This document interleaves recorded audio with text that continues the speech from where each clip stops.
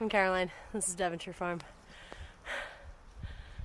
If you're anything like me, you're doing this homesteading thing, well, on a super budget. In the golden hours between when dinner is over and the children are not yet asleep, when your loving husband will take care of them. But let's take a look in the garden and see what's going on. Ooh, things are so exciting. Look at all these little tiny things popping up, popping up.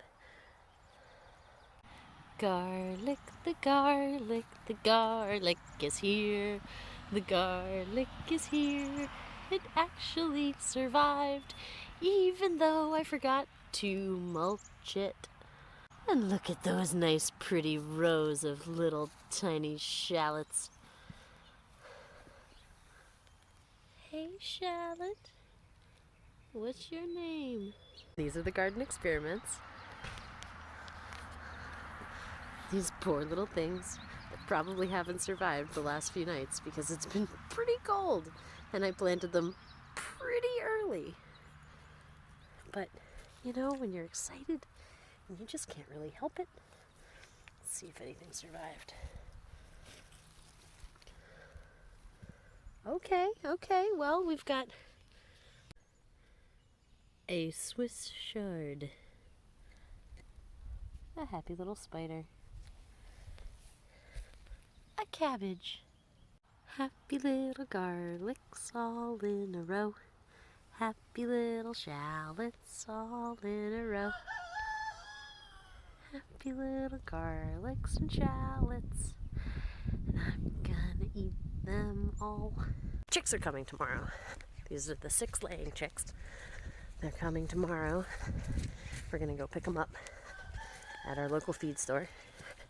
Pretty excited about it, but as always, it's the last minute and we definitely need to get the brooder ready and cleaned and filled with, you know, all the things that a chick brooder needs, like water and sawdust and little tiny chick toys. Our breeding supplies, which are the lid, the plastic bucket, the little tiny feeder that fits a mason jar, quart size container, the waterer that also fits a quart size container, mason jar, and another roll of chicken wire because you can basically never have enough extra chicken wire. And we've got our little heater that we'll just need to clean, and we'll just do a good thorough clean out of it. We've got another brooder that is much larger, longer for our, hey Gandalf, much larger and longer brooder for the broiler chicks that are coming in May, but we will be putting that together, you know, in May. And then when they're growing out, they'll actually go into their own separate pen that will be next to our existing chicken run outside. So they'll have their own area because the broilers need to take on a higher protein food instead of, you know, what a layer chick needs to, you know, grow at an appropriate rate for laying eggs and, you know, being a long-term pet. So where are they going to live? Well, they're going to live in our house, which is probably not the most, you know, sanitary thing ever, since we do have 2 little kids, but they won't be out in the barn until they're about 6 weeks old, maybe 5 or 6 weeks, when they have enough feathers to keep themselves warm. So we'll probably bring them out from the brooder into like a dog crate in the barn in the chicken coop, and at that point they'll be, you know, big enough, it'll be much warmer, and we'll start introducing them to the existing flock. And then after maybe another 6 weeks from there, we'll, you know, make sure that they are gonna, you know, have a seamless entry to our existing flock. And yeah, it's gonna be fun. Building up the flock again feels good. So here we are with just 4 birds left. This is the run that we initially started with, and we are taking it apart and building it again. So that's what's happening today. And the reason being is because despite our best efforts, our chicken run has not been able to keep our chickens contained. So previously, we had a fencing nylon netting going over the top of this, kind of like a circus tent. And now we are left with only one of the original 6 chickens and 4 lost to predators because they jump out of the coop, jump out of the run. Our ducks always stay close to our goose, who is our guard goose. And the latest very sad thing happened, where you can kind of see over here where our last chicken was picked off by a hawk or something like that. There's just a bunch of feathers left in its place. Rest in peace, sweet Boromir, and Aragorn, King of Men, will be our mother hen for the next generation. We are going to be making a broiler pen in the place of all of this space over here.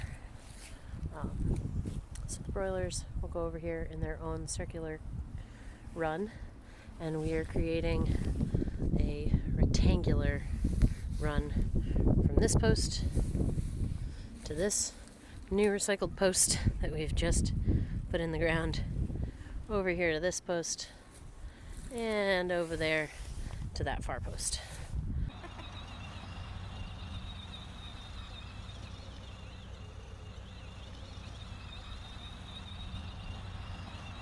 Here's a lesson. Use what you got, or use what's free. All that lumber comes from our local lumber yard. Look at these 1x1s. That's pretty awesome. You can use that to make all sorts of things. Trellises, posts to tie things up. It's gonna be good. And all that chicken wire, somebody's giving away for free. Thanks a lot, Melanie. All right, so we have gotten to the point where we have a structure with 4 walls. Pretty cool. The 1x1 ties at the top will zip off the tops of those posts to make it square and level. It's about 7 feet, so we'll be able to walk around in there as needed. And yeah, girls are already happy about it. So now gotta attach this wiggly fence to the T-posts, and then figure out that back corner, and figure out this corner over here. April showers. Cheese. Yeah, cheese. He wants to say hi. Hi. Oh, he wants to play with you.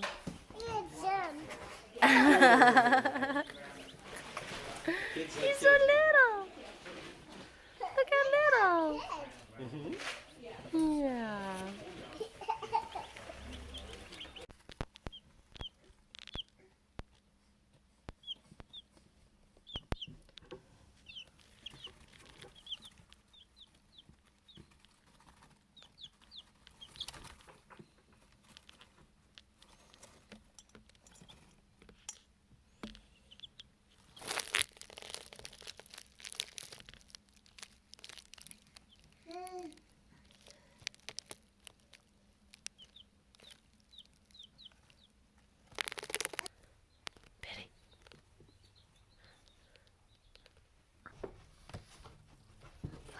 Hi, little chicks. Aww.